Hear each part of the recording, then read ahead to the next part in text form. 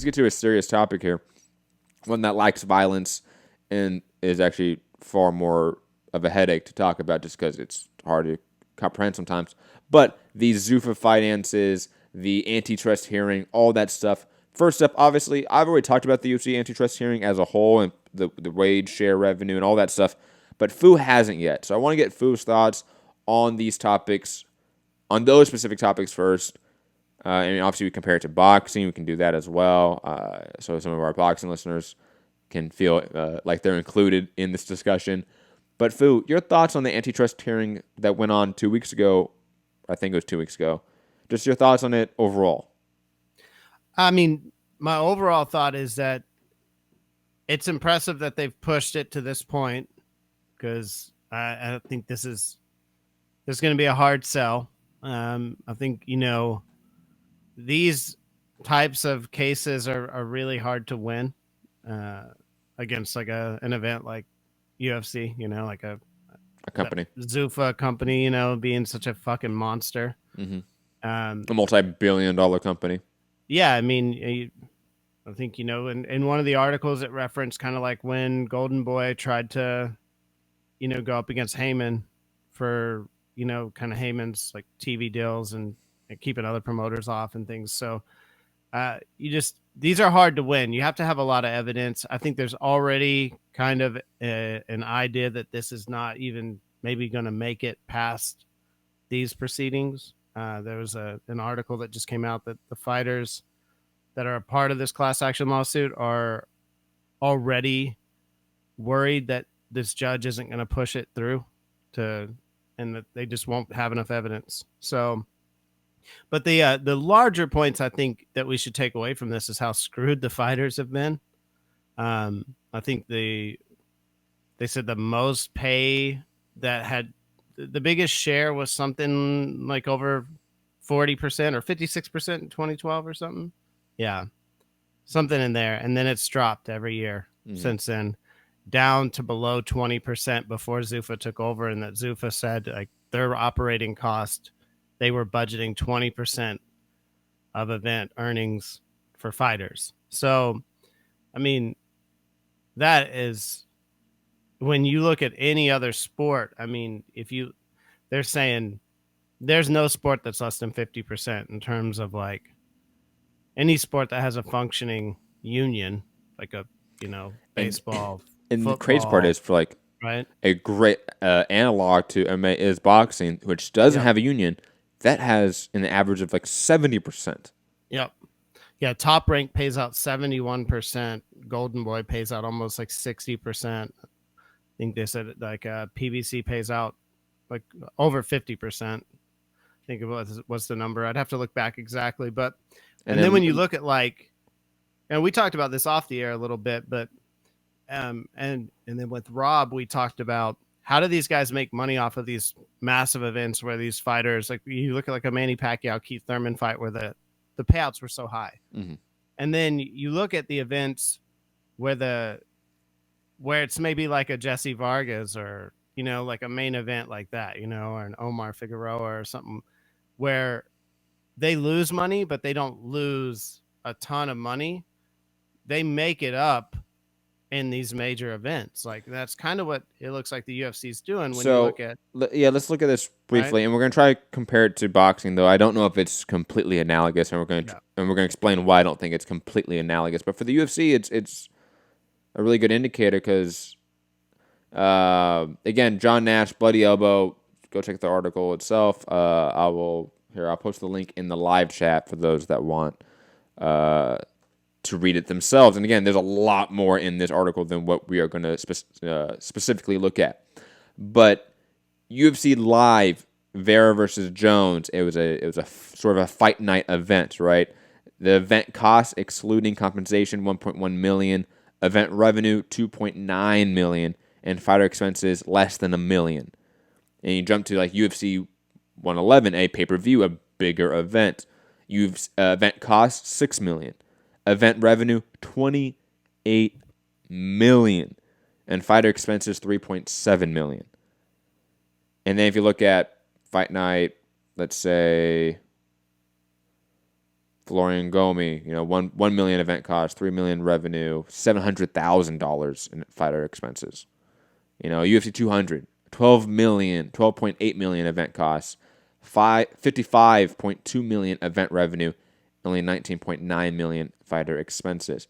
So these big events like UFC 200, UFC 211, these ones right here, they're making so much in the top end in terms of revenue that even if they not even lose money, let's say they not really make a lot of money in these smaller fight nights, they're making so much more in terms of real percentage, in terms of real ratio on these big pay-per-views that they're fine.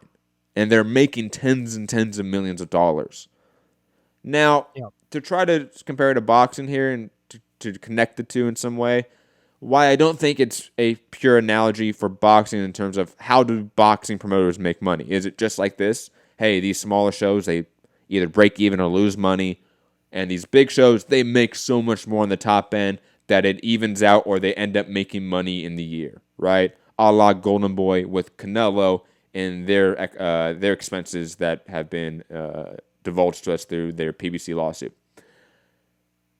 But the fighter expenses for boxing is so much more. We know that. I mean, it's 40% more on average.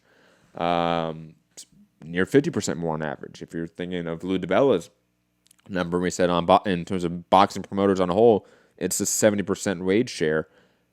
UFC fighters is 20%. So imagine if, again, UFC fighter, if UFC events, if they were spending or sharing 70% of the revenue for fighters, would they be making this much money? No. Would they still be making money? Absolutely, though. I think that's where we have to draw the line, that they're still making money with, Golden Boy, Top Rank, PBC, with these major events, even though the payout and wage share is so much more in boxing comparative to MMA. Because they're still making money. They're still making so much money at the end of the day that they might not make 20 or 30 million like the UFC is making. They might be making 3 million, 5 million. But that's PBC taking it in the cut. That's them that they can keep. Top Rank, they keep that. And you do that 3 or 4 or 5 times a year, 10 times a year, you're making money back. And again, these smaller shows, if you cut costs enough, especially with these event costs, because I'll be honest, for boxing events, the event cost is significantly lower compared to UFC events. We're talking about that a little bit, Fu. I forget how and what context before the show about the UFC's excuse was that, they're not like boxing because their production is XYZ. I do understand where they're going with. It's not true in what they're trying to do, but they offer so much more in terms of media accommodations. That's a cost. Overall, just the amount of people they have on the ground, the amount of camera crews they have on the ground, that's all of them covering it. Meanwhile, for boxing promoters, they usually offset that for the networks. The networks cover all the camera crews. It's not the promoters paying them. There's no media accommodations for boxing events. Come on. They don't pay for parking in boxing media events. In UFC, they do. I think that is where you do have this specific example with the UFC that they are making so much more money on the top end because they're not paying fighters enough, but they're also paying a lot more in the event costs because they're just a multi-billion-dollar company, so they can do that. They can afford it, unlike these boxing promoters. But long-winded rant short. I don't know how this gets remedied because while Fu, I don't really agree with your premise that this case in particular is looking dire. I think a lot of the reporting right out of the hearing was positive. It wasn't negative in terms of how the judge and sort of reading into how it went. But like you said, class action lawsuits, that's a tough one to win times. I think yesterday there was an article in Forbes where the writer was talking about how the fighters had written to the judge because apparently the judge has put a summary judgment out and a lot of the plaintiffs are opposing the summary judgment because I didn't see that. like he's going to just let the case go. But yeah, I'll send this to you. Sorry. That was in Forbes. It's by Paul Gift. I don't Yep. know how. No, it's Paul Gift. Show money. Okay. That's the same people we're talking about. Okay. That's Paul Gift, John Nash, Jason Cruz. Shout out to Jason Cruz. So yeah, he's saying it looks like there's a good chance that this judge is not gonna push this through like it needs to be. But it's a start always, right? So True. more people get on, but that doesn't mean that it's not going to go somewhere. I was just reading through this, and it looked like he was just trying to say how hard this really is to win, and that the like a company like ZUFFA and the UFC, like I think they've only given information up to 2016 as well. Mm-hmm. Like, so I don't think they have any of the newer events. And then we know from like what Top Rank's done and what the UFC's done with ESPN's deal and only selling their pay-per-views on ESPN, and they probably get much better points on their pay-per-views than they used to. Well, we know from Jason Cruz and MMA Payout that their quarter revenue, I think it was second quarter revenue this year, was $700 million. When comparative to just year revenue in 2015 or 14 was 400 something million. They're making a lot more money with these pay-per-view events than they used to because of this ESPN deal. And I don't think we really know exactly how much these fighters are getting ripped off because this new deal, the UFC is making so much more money per event than they used to. These events that used to be duds, while they are buy rate specific duds now, the ESPN blank check they're giving them per event is changing all that. So $700 million in one quarter in terms of revenue. It's crazy. And a budgeted 20%. That's what the article says. Mm-hmm. That when ZUFFA took over, they budgeted to keep pay at 20% for the fighters. That's ridiculous. That UFC 111 was a fight between George St. Pierre and who was on that card? And Hardy? No. Greg Hardy? No, UFC 111. It was Henderson. Was it Henderson? What was the fight? Because it was definitely George St. Pierre. So in my mind, was it George St. Pierre and Dan Hardy? Yes. Yeah, and so it's like, imagine a boxing event where the payout for that the event would earn almost $30 million, and the payout for the fighters would be like $3 million.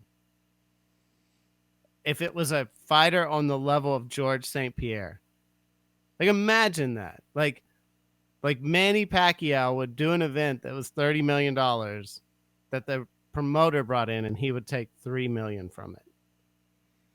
It would never fucking happen. No. Like, it's insane. And quickly, the Forbes article is in the live chat for anyone that wants to read it from Paul Gift. UFC lawsuit plaintiffs oppose summary judgment, make final pitch for trial. I'm going to read just these brief sort of part from Paul Gift himself. In other words, I'm not going to read the exact part from the fighters themselves and what their sort of summary, not summary, is their, what's the right word? The final pitch for trial. In other words, we're finally getting to the meat and potatoes of this case. Did the UFC maintain and enhance its economic power and put rival MMA promoters at a significant competitive disadvantage through its use of long-term exclusive fighter contracts? The other much weaker claims that the UFC prevented competing MMA promoters from accessing critical sponsors, television networks, and venue space, which I've affectionately referenced as the colors of Newton, finally appeared to have met their demise. Plaintiffs' focus throughout Friday's filing is the claim that UFC deprived competitors of a critical mass of marquee fighters, rendering them minor leagues. If Judge Bower determines there is no genuine issues of material fact, then the UFC could walk away with an early win, just as manager Al Heyman did last year in boxing's big antitrust case.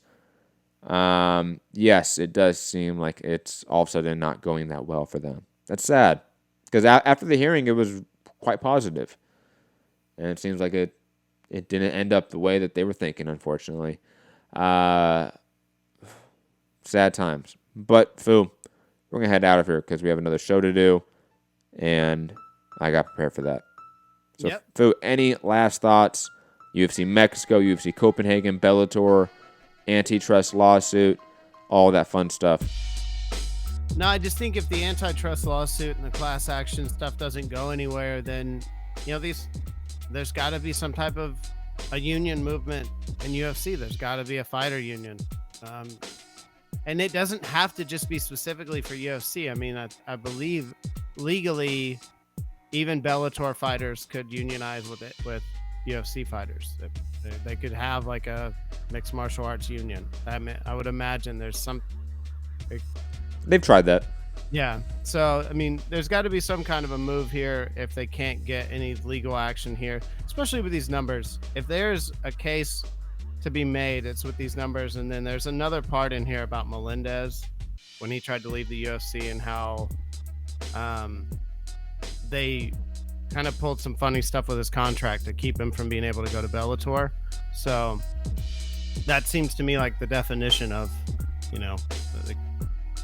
making another outfit not competitive when they had an opportunity to get a fighter. So especially an independent contractor.